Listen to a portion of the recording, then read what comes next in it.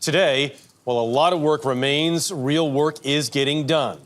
And the once unthinkable promise of restoring the Everglades no longer seems out of reach. The largest restoration project in human history, is that right? Yes. We're talking about 68 major infrastructure projects totaling more than $25 billion.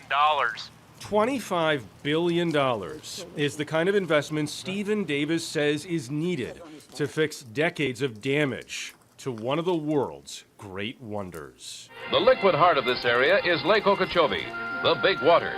Damage caused in part by a well-meaning operation intended to relieve repeated flooding of rich Florida farmland. This is a project of mammoth proportions, one that calls for more than 700 miles of new levees throughout the central and southern Florida area. But it was really the Central and Southern Florida project that just had devastating impacts on this ecosystem. Davis is the chief science officer of the Everglades Foundation. What happened to the Everglades?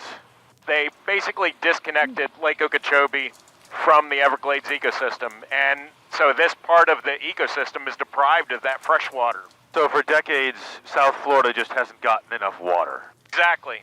And with each water crisis we have, whether it's blue-green algae, exacerbation of red tide, fires out in the Everglades, seagrass die-off in Florida Bay and around the Keys, there's a growing awareness of the need to replumb South Florida. Replumbing South Florida includes building a reservoir that's costing about $4 billion just by itself. That is the entire footprint of this project. We got a bird's eye view thanks to the nonprofit group Lighthawk. You described the reservoir as heart bypass surgery. Exactly. It's the means of reconnecting Lake Okeechobee, which is really described by many as the beating heart of this ecosystem. It reconnects the heart back to the body, which is the Everglades, the river of grass. Work is also moving along on a project to raise the Temiemi Trail Road. Built in 1928, the road cut off almost all water flow into the southern Everglades. Perhaps the biggest impediment, the Everglades remain a boon for big business. Most people are surprised to hear drilling still takes place in the Everglades. And it's long been a hugely productive spot for the sugar industry. How big of a problem does the sugar industry remain when it comes to the Everglades and a healthy Everglades? Really through a variety of means. One, they're a source of pollution to the Everglades. And the state has had to respond by building tens of thousands of wetlands, treatment marshes to clean up the pollution that run off those fields before it gets into the Everglades. That's where a project overseen by Lawrence Glenn of the South Florida Water Management District comes in. We're standing in the middle of the cleansing. Yes. What's really cool about this, there's so much science going on in here to understand how we cleanse this water that you don't normally think of. Plants like this are pulling out phosphorus from billions of gallons of water, helping to make sure what flows south is safe to drink and healthy enough to feed this enormous ecosystem. This is what's doing the work. Yes, 63,000 acres of man-made wetlands, largest constructed wetland in the world. Doesn't smell the best. No, it doesn't. But this is great stuff. And when we were planning this project, no one had built constructed wetlands on this size. We didn't know if it was going to work. This treatment marsh is being paid for by the state, with a portion covered by a tax on polluters like Big Sugar. Overall, on the larger project, all of us are contributing. A lot of the money coming in is federal money. Why should someone in Iowa care about the health of the Everglades, thousands of miles away? Well, for a variety of reasons. This is a biodiversity hotspot. It's also a carbon sponge. This ecosystem, 3 million acres, takes up greenhouse gases from the atmosphere when it's hydrated, when it's kept wet, which is what Everglades restoration does. Sequestering carbon is an important functional value of the Everglades. It's the water supply for more than 9 million Americans. And it's also a place that people from all across the world like to visit. There are so many stakeholders involved here, including the native people who were here before anyone else. Talbert Cypress is chairman of the Miccosukee tribe. The Miccosukee hid in the Everglades when the U.S. Army tried to move them to Oklahoma in the 1800s. He considers himself a steward of the land that protected his ancestors. When I look out at this, it looks natural. Is it? No, right now this water is very high for this time of year. This is the dry season right now, so you can imagine if it starts raining a lot, like during the summer, this tree island would get flooded once rainy season comes along. And that also affects the wildlife too. When the water gets high, the wildlife can move to higher ground. But when this water is in the way, they can't do that.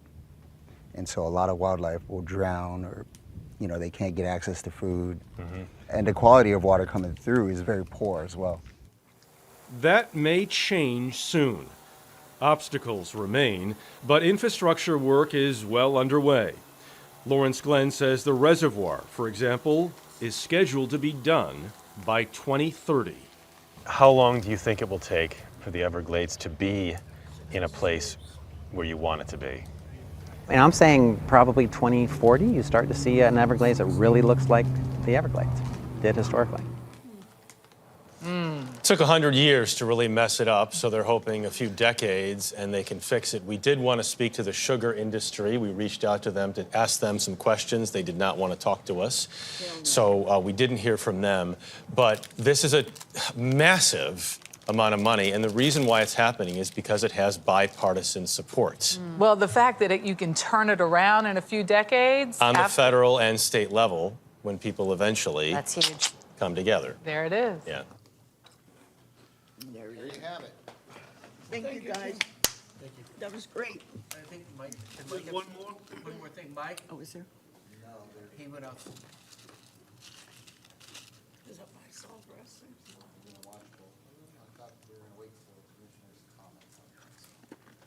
Was that recently? Over the weekend. Oh, it was. That was a weekend I think report. Saturday. And then we also had a request from Commissioner Clark to present a video that's kind of an interesting story as it relates to, you can see those bricks on the thing. She just wants to do a lot more building. No, I'm just kidding. It's actually is it sargassum, or what the type of seaweed that we get? It's comes at different times of the year, and it's grows in abundance in the ocean and washes up on the beaches, etc. This video that the commissioner has provided to us and asked us to play is a story about a guy that has invented a means to make construction bricks out of that, and they're literally raking thousands of acres of it off of the beaches, off of the coast of Mexico, and reconverting it and using it for construction materials, which is very interesting. And we're going to have Jim play that. These bricks are made from seaweed. The secret is sargassum, an invasive species washing up and rotting on beaches around North America. The massive waves can lead to respiratory problems and can cost millions to clean up. But where most people see a problem, Omar Vasquez saw potential. He turns the seaweed into bricks strong enough to build homes that he says can withstand hurricanes. Lo primero que pensé fue empezar a donar casas, ya que mi madre, mis hermanos y yo nunca tuvimos un techo propio. Omar and his family immigrated to the U.S. with nothing in their pockets when he was just 8 years old. Now, he uses his bricks to build homes for low-income families, like the Lopezes. Pues tenemos cada una nuestro cuarto. Y es algo bonito porque siempre desde chiquitas lo habíamos soñado. Could this invention help other countries clean up their coastlines? We went to Mexico to see how entrepreneurs like Omar are making the most out of a stinky situation. Omar and his team start collecting the seaweed at 5 a.m. Today, they're in Puerto Morelos, a small beach town about 25 miles from Cancun. Cuando llega todo el sargazo, lo primero que hizo la gente fue quejarse. Que huele mal, apesta, tiene pulga, tiene todo. Hotels pay them to get the seaweed off the beach and out of the view of tourists. They collect about 40 metric tons of sargassum every day, enough to fill 2 of these containers. Una noche se acumula todo eso. Hay que darle muy duro a la chamba para poder acabar con el sargazo. Se está incrementando más.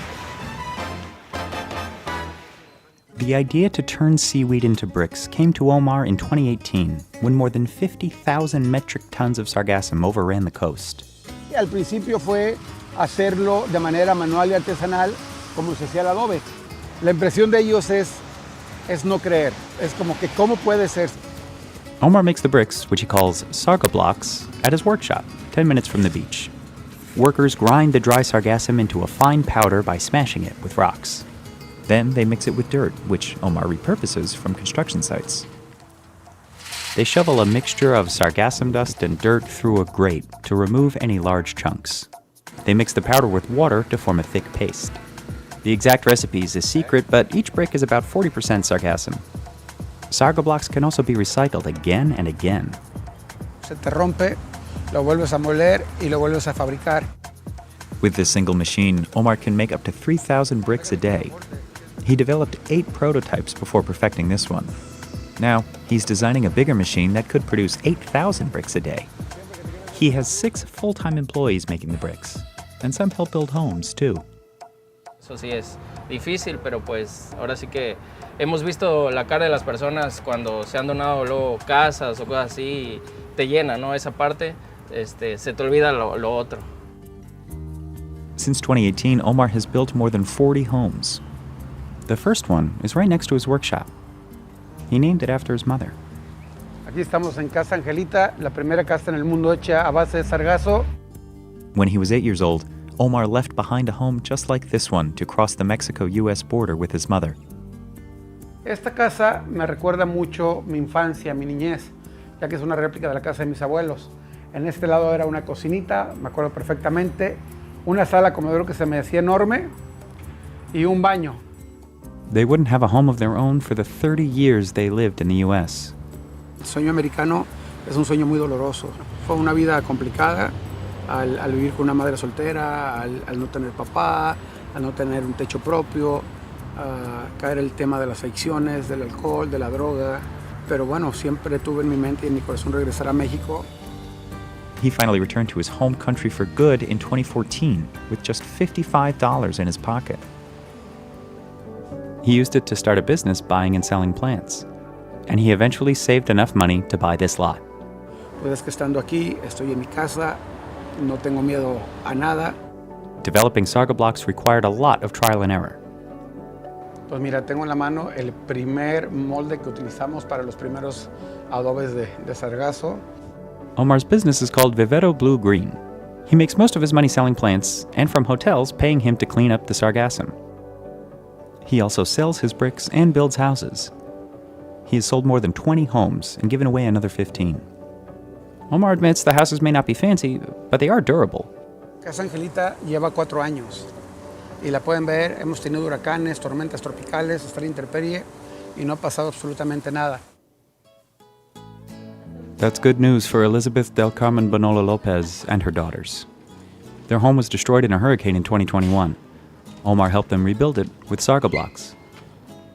Una palapa que se me estaba cayendo, que no tenía yo nada, pues una casa de sarga block, que nos sentimos seguras, mis hijas y yo contentas, felices. No huele mal, no trae bichitos, pues es más cómoda que cualquier casa, porque se ajusta al calor y al frío. Indeed, research shows that seaweed is a great insulator that keeps homes cool in the summer and stores heat in the winter. Usually, Omar hears about people in need through a friend or a local. Pero ver la cara de las familias felices, híjole, eso sí no tiene precio. And there's no lack of raw material. Over the past decade, waves of sargassum have gotten so large you can detect them from space. In 2020, the Mexican government collected 19,000 metric tons of sargassum from Quintana Roo's beaches. In 2021, it collected twice that amount. Antes eran 3 meses por año que se empezó a ver el sargazo, 4 meses, y ahorita hemos visto temporadas que hasta 9 meses nos ha llegado el alga. Studies show prolonged exposure can make it hard to breathe. In 2023, the Cancun Hotel Association set aside more than $20 million to remove it from beaches. And the problem goes beyond Mexico. the invasive weed has spread to shores across North America, in Florida, Texas, and other parts of the Caribbean. The exact cause of the increase isn't clear, but some experts blame high levels of nitrogen in the sea, a result of agricultural waste runoff and deforestation. So now, Omar's business is getting international attention. He's given TED Talks, appeared on Shark Tank Mexico, and traveled internationally to promote his product. Investors and businesses from over a dozen countries have reached out to learn from him. Estados Unidos, a Belice, a Dominicana, Barbados, Martinica. Omar is exploring licensing and franchising the Sarga Block recipe to other businesses. Elsewhere in Mexico, other entrepreneurs are experimenting with new ways to use sargassum, like making notebooks and even shoes. A British startup called Seaweed Generation is using sargassum to capture carbon and store it at the bottom of the ocean. Back in Mexico, Omar is simply grateful to be living in his home country, surrounded by the people he loves. And after work, he returns to a home he built himself, using his own bricks. Omar hopes his success will inspire others. Así es, que los mexicanos volteemos a ver hacia nuestro país, que volteemos a ver que también hay oportunidades. Si yo puedo, ustedes pueden hacerlo. Thank you, Jim. Thank you, Commissioner Clark. Very interesting. That concludes our movie. Additional comments and adjourn the meeting, that's fine, but I figured rather than having that during the city commission meeting. Do we have any additional comments? No? Then we will adjourn. 5:30.